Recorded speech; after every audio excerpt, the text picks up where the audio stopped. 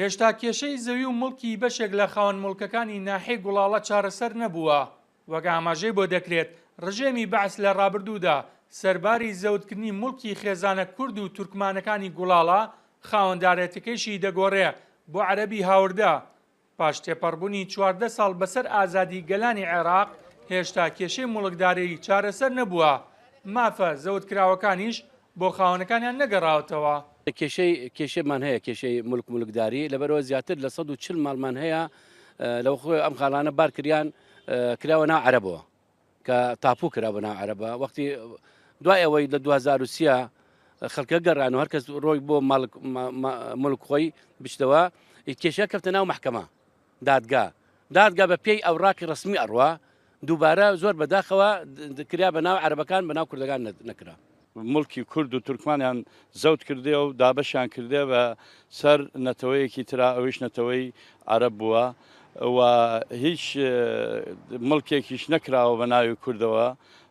من خۆم تایبەت مڵکم بووە لە ناو جەرەولا کردمە بە ناو لەبەرەوەی کورد بوومە ناو نەکراوە بە ناومە بز جەولا خەڵقیق تورکمانق بز سەدام حوسێن وەختە چۆخ ئەذیەت گۆردق.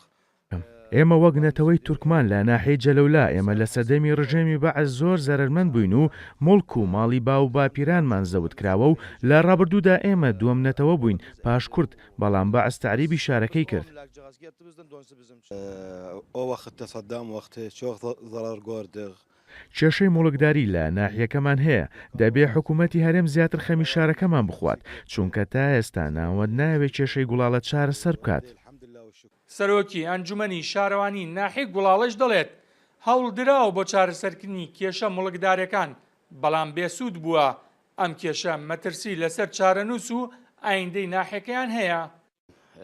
ئەم کێشەیە لە زەمانی ڕجێمی بەعسە ڕووی داوە و هەتا ئێستاش هەیە چونکە هەرچی مڵک و ئەملاکی ئەم شارە بە ناوی کوردەوە ناکریا ئەکرا بە ناوی عەرەبەوە ئەوەی بووایەتی برادێکیشی بووە یان مڵکەکەی بەسەندایەگەری بکرا ناوی عەرەبێک و بە ناوی کوردەوە ناکریا جا لەبەر ئەوە ئەمە مەترسیەکی زۆری هەیە بۆ چارەنووسی شارەکە. پێکاتەکانی گوڵاڵە ئاماژەیان بۆ دەکرد لافتەکانی سەدەی ڕابردوو لە سەدانەوەتی ڕێژەی دانیشتوانی گوڵاڵە کورد بووە پاشان نەتەوەی تورکمان و ڕێژەیەکی کەم لە خێزانە عەرەبەکان. بەڵام بەهۆی سیاسەتی ڕژێمی بەعسەوە ئەم شارە تەرحیل و تعریب کراوە هیچ مڵکێکیش بە ناوی کورد و تورکمانەوە نەکراوە. لە ئێستاشدا داوا لە نوێنەرانی کورد لە بەغدا دەکرێت هەوڵەکانیان چڕ بکرێتەوە بۆ ئەوەی کێشەی مڵکداری لە ناوچەدا بڕێنراوەکان چارەسەر بکرێت. بێستون سەلام، کورسات نیوز، ناحیەی گوڵاڵە.